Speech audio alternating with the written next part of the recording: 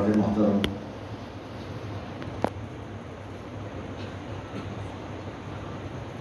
سب سے پہلے تو میں مشکور ہوں اپنے بزرگ سرپرست جمعیت علماء اسلام اور مرکزی رہنما جمعیت علماء اسلام حضرت مفتی صاحب مفتی علی زمان صاحب کا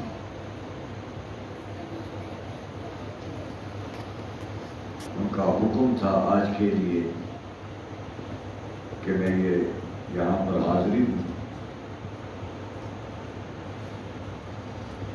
اور میں ان کا شکریہ ادا کرتا ہوں کہ اس بابرکت مجلس میں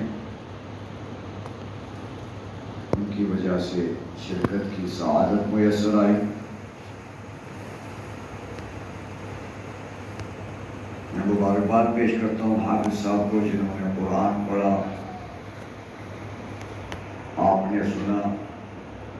اللہ ان کا پڑھنا اور آپ کا سننا قبول اور منظور فرمائے۔ میں کہا کرتا ہوں یہ رمضان کا مہینہ، ماہ مقدس، یہ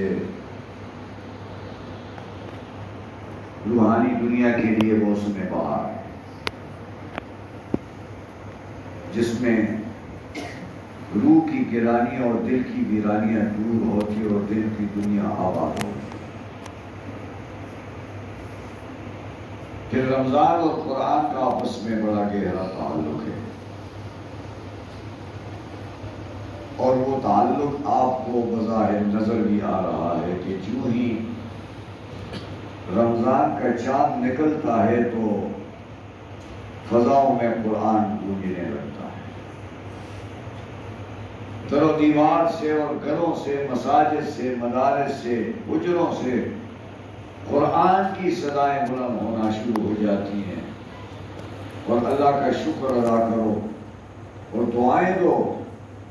ان مدارس کو اور ان مدارس کے چلانے والوں کو۔ یقین جانیے بڑی عمر کے جو بزرگ ہیں انہیں یاد ہوگا کہ ایک وقت تھا کہ جب رمضان آتا تھا تو لوگ حفاظ کو ڈھونڈتے تھے مسجد کے لیے۔ کئی مساجد پھر بھی لے جاتی تھی کہ جہاں حافظ قرآن سنانے کے لیے مجبوری ہوتی نہیں ملتا تھا، لیکن آج ان مدارس کی برکت ہے کہ مقتدیوں کو حافظ نہیں ڈھونڈنا پڑتا، حافظ اپنے لیے جگہ ڈھونڈتا پھر رہا ہے۔ 3 بھائی ہیں تو ایک گھر میں، ایک مسجد میں قرآن سنا رہا ہے، ایک گھر میں قرآن سنا رہا ہے، ایک درس میں قرآن سنا رہا ہے، ایک